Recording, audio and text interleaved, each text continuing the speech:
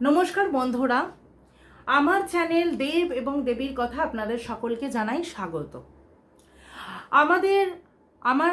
আজকের আলোচ্য বিষয় হলো দশম মহাবিদ্যাকে নিয়ে। কিন্তু এই দশম মহাবিদ্যা কি শুধুই মাত্র শাক্তদের উপাসনা করার প্রধান বিদ্যা বা তান্ত্রিকদের উপাসনা করার বিদ্যা, নাকি এর পেছনে রয়েছে কোনো গুরুতর রহস্য? আসুন আমরা সেই বিষয়ে আজকে জানবো। দশমহাবিদ্যার উৎপত্তি কেন হয়েছিল? তার পেছনে কি শুধুই দক্ষযজ্ঞ এবং সতীর দেহত্যাগ, নাকি এর পেছনে লুকিয়ে আছে আমাদের জীবনের অনেক কিছু রহস্য, জড়িত রয়েছে অনেক কিছু আমাদের গুরুতর ইতিহাস? আসুন। তো দেবী সতী এখন শিবের সাথে ঘোরকুল সংসারে ব্যস্ত। এদিকে পিতা দক্ষ তার অহংকারের বশে শিবকে তুচ্ছ তাচ্ছিল্য অগ্রাহ্য করছেন এবং সতীর উপর তিনি অত্যন্ত ক্রোধিত যে সতী কেন তার অমতে ভগবান শিবকে বিয়ে করেছেন। কিন্তু সতী তো আদ্যাশক্তি, আর শিবের মিলন আদ্যাশক্তি মহামায়ার সাথে নিশ্চিত। দক্ষ একসময় আদ্যাশক্তির মহা বড় উপাসক ছিলেন, কিন্তু আদ্যাশক্তিকে তিনি নিজের কন্যারূপে কামনা করেছিলেন। আদ্যাশক্তি ব্রহ্মাপুত্র প্রজাপতি দক্ষের কথা, তার প্রার্থনা স্বীকার করে স্বয়ং তার কন্যা হিসেবে আবির্ভূত হন। কিন্তু তিনি দক্ষকে বলেন যে যতদিন দক্ষ গৃহে তার কদর রয়েছে ততদিনই তিনি থাকবেন, তারপরে তিনি দক্ষকে ত্যাগ করবেন যেদিন তাকে অনাদর করা হবে। দক্ষ এই কথা কালক্রমে বিস্তৃত হন, সতী সমাগত বড় হয় এবং শিবের সাথে একটি সময় তার বিবাহ হয়। কিন্তু দক্ষের শিবকে পছন্দ ছিল না। শিবকে তিনি তুচ্ছ তাচ্ছিল্য করতেন, মনে করতেন তিনি ত্রিদেবহর যোগ্য নন, তিনি শ্মশানচারী এক ভিক্ষুক। তিনি তাই একবার হরিদ্বারের কঙ্খলে তিনি একটি মহাযজ্ঞের আয়োজন করেন এবং সেই তার দক্ষ যজ্ঞে সমস্ত সপ্তর্ষি, নানান ঋষি, মুনি, দেবগণ, এমনকি ভগবান ব্রহ্মা এবং বিষ্ণু তাদের পত্নী লক্ষ্মী সরস্বতীকে নিয়ে উপস্থিত হন। শুধুমাত্র নিমন্ত্রণ পান না সতী এবং মহেশ্বর। সতী নারদ মুনির থেকে এই কথাটি জানতে পারেন এবং তিনি পরবর্তীতে অত্যন্ত ক্রোধিত হন এবং তিনি তার পিতা দক্ষকে এটা বোঝাতে চান যে শিবহীন যজ্ঞ কখনো হয় না, মহাদেব ছাড়া তার সমস্ত যজ্ঞ বিফল। মহাদেবকে তিনি জানান যে তিনি তার পিতৃগৃহে যেতে চান, কিন্তু মহাদেব তাকে বারণ করেন। সত্ত্বেও সতী কিন্তু তা শোনেননি। সতী বারবার তাকে মহাদেবকে অনুরোধ করতে থাকে, কিন্তু মহাদেব শোনেন না। তিনি বলেন বিনা নিমন্ত্রণে তার কোথাও যাওয়া উচিত নয়, এটাই শিষ্টতা। কিন্তু সতী বলেন পিতৃগৃহে যার জন্য নিমন্ত্রণের প্রয়োজন হয় না। এটিই ছিল সতীর একটি বড় ভুল। কারণ শিব বলেন যে সতীকে যদি সেখানে যায় তাহলে তাকে শিবনিন্দা সহ্য করতে হবে, যেটি সতী সহ্য করতে পারবেন না। কিন্তু সতী তা শোনেননি। তিনি শিবের অমতে নিজে পিতার পিতৃগৃহে যাত্রা করেন।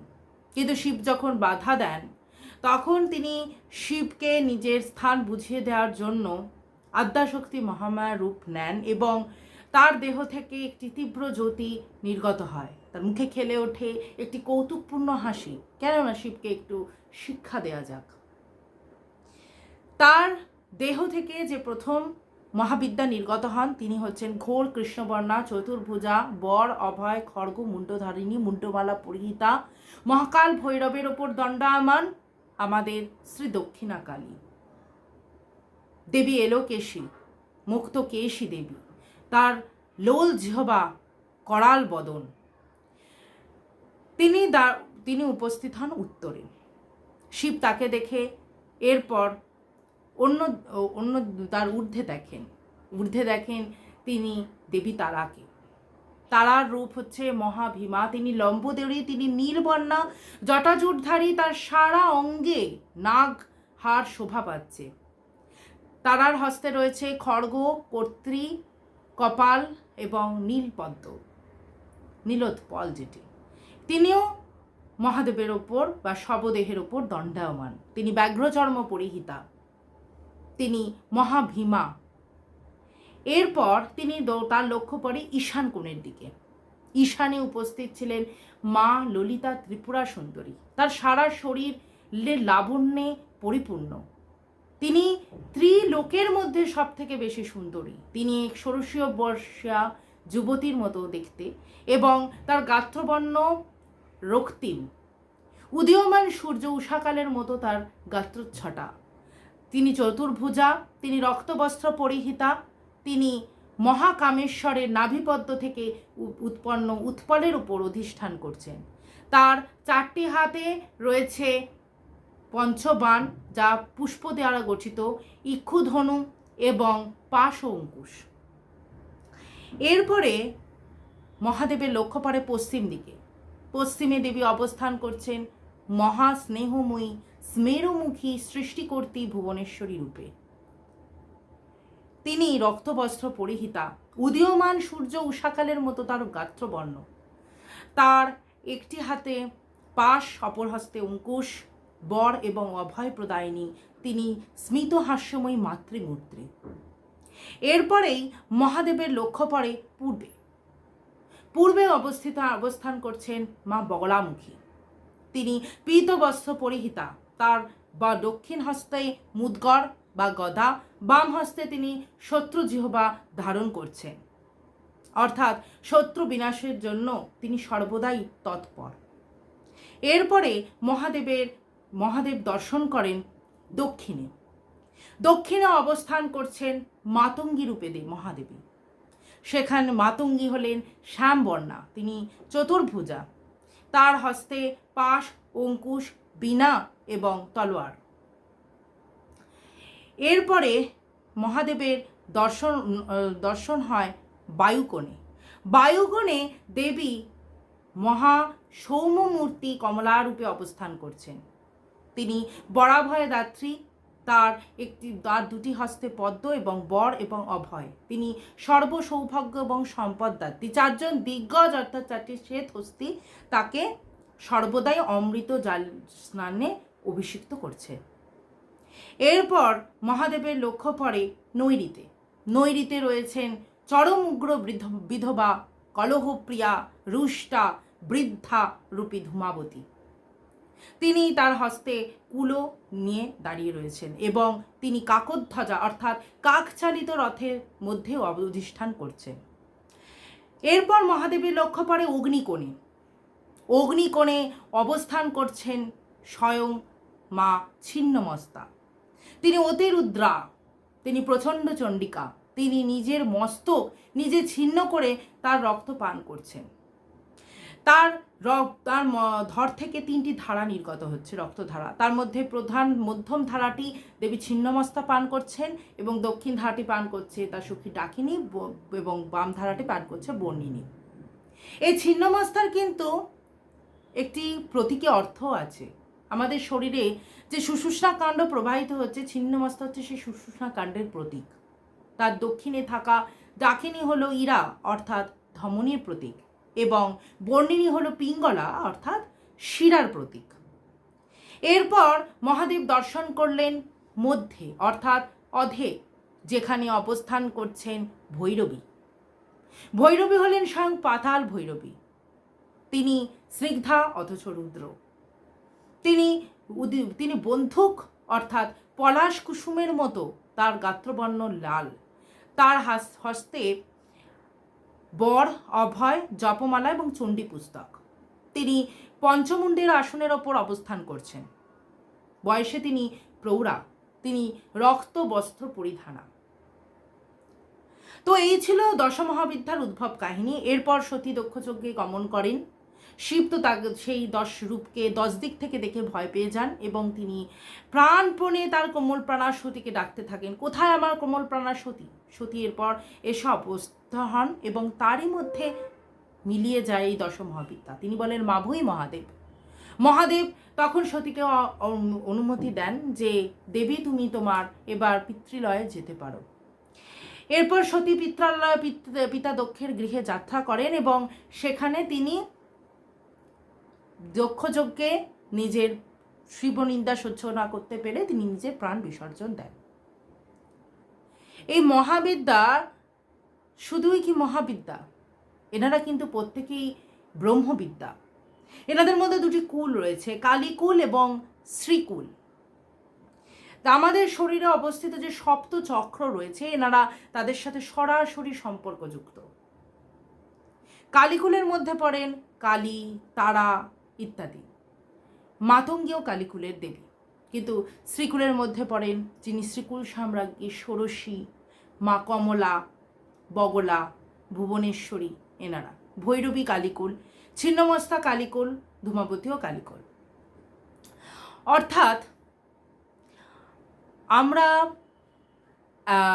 হ্যাঁ, এই মহাবিদ্যাদের কিন্তু অনেক গ্রহদোষ কাটানোর ক্ষেত্রেও আমরা পুজো করি, কারণ এক একটা গ্রহ এই এক একটা মহাবিদ্যাকে আরাধনা করে। যেমন সূর্য অর্থাৎ রবি আরাধনা করেন মাতঙ্গীকে, সোম অর্থাৎ চন্দ্র আরাধনা করেন ভুবনেশ্বরীকে, বুধ অর্থাৎ তিনি আরাধনা করেন বুধ ললিতা ত্রিপুরা সুন্দরীকে, মঙ্গল আরাধনা করেন মা বগলামুখীকে, বৃহস্পতি আরাধনা করেন মা তারাকে, শুক্র আরাধনা করেন মা কমলাকে, লগ্নে অবস্থান করেন মা ভৈরবী, এবং রাহু আরাধনা করে মা ছিন্নমস্তাকে ও কেতু মা ধূমাবতীকে।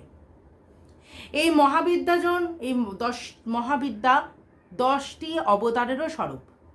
মৎস্য অবতার হলেন তারা, কুর্ম হলেন বগলা, বরাহ হলেন ধূমাবতী, ছিন্নমস্তা হলেন নৃসিংহ, বামন হলেন ভুবনেশ্বরী, ষোড়শী হলেন পরশুরাম, রাম হলেন মাতঙ্গী, কৃষ্ণ হলেন কালী, কল্কি হলেন স্বয়ং মা দুর্গা, বুদ্ধ হলেন কমলা, এবং স্বয়ং বলরাম হলেন ভৈরবী।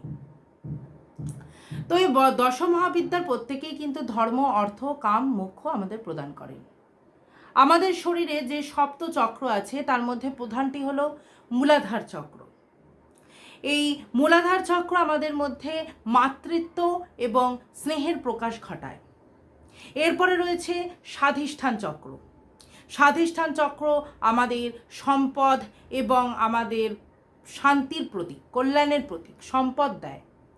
এরপরে রয়েছে মণিপুর চক্র, যা আমাদের শক্তির প্রতীক, যুদ্ধের প্রতীক। এরপরেই রয়েছে অনাহত চক্র, অর্থাৎ যা প্রশান্তির প্রতীক, বায়ু যার প্রধান উপাদান। যেমন বায়ু হচ্ছে অনাহত চক্রের উপাদান, তেমনি মণিপুরের উপাদান হলো অগ্নি, জল হলো স্বাধিষ্ঠানের উপাদান, এবং শেষে হচ্ছে যে মূলাধার চক্র তার উপাদান হচ্ছে মাটি। এরপরে হচ্ছে আমরা যাচ্ছি বিশুদ্ধ চক্রে। বিশুদ্ধ চক্রের উপাদান হলো আকাশ। বিশুদ্ধ চক্রের উপরে রয়েছে আজ্ঞা চক্র। আজ্ঞা চক্রের উপাদান হলো আলো, লাইট, এবং তার উপরে রয়েছে সহস্রার চক্র, যার উপাদান হচ্ছে শক্তি অর্থাৎ এনার্জি, দি কসমিক এনার্জি, দি কসমিক পাওয়ার।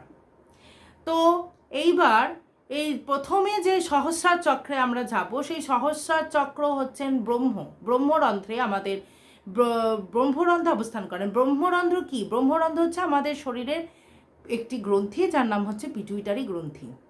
এই পিটুইটারি গ্রন্থিতে অবস্থান করেন স্বয়ং মা কালী, কারণ তিনি হচ্ছেন ব্রহ্মবিদ্যা, তিনি একাধারে ধর্ম, অর্থ, কাম, মোক্ষ ফলদান করেন।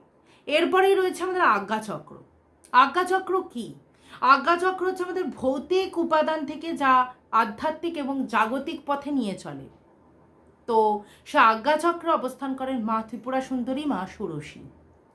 এরপরে আসছি আমাদের বিশুদ্ধি চক্রে। বিশুদ্ধি চক্রে কি অবস্থান করেন? স্বয়ং মা বগলামুখী, যিনি বিশুদ্ধ চক্র অর্থাৎ আমাদের যে আমরা যে কথা বলছি, কেন কথাই হলো, বাক্যই হলো ব্রহ্ম, সেই কথাকে তিনি নিয়ন্ত্রণ করতে পারেন। সেই কথা নিয়ন্ত্রণের জন্য তিনি অবস্থান করেন বিশুদ্ধি চক্রে। এরপরে আসছে আমরা অনাহত চক্রে। অনাহত চক্রে যেখানে প্রশান্তি বিরাজ করছে, সেই প্রশান্তির চক্রে আমাদের অবস্থান করেন স্বয়ং মা ভুবনেশ্বরী। ভুবনেশ্বরীর এরপর অনাহত চক্রের পরে আসছে মণিপুর চক্র। মণিপুর চক্র হচ্ছে অগ্নি শক্তির প্রতীক, যেখানে অবস্থান করেন মা ভৈরবী। এরপর আসি স্বাধিষ্ঠান চক্রে, যা আমাদের ধনধান্য এবং কল্যাণের প্রতীক, সেখানে অবস্থান করেন মা কমলা। এবং সবশেষে মূলাধার, যেটি পরম মাতৃত্ব ব্রহ্মবিদ্যার প্রতীক, যেখান থেকে আমরা ব্রহ্মরন্ধ্রের পথে যাত্রা করি, ব্রহ্মজ্ঞানের প্রতি যাত্রা করি, সেইখানে অবস্থান করেন স্বয়ং ব্রহ্মময়ী, পরম ব্রহ্মময়ী মা তারা।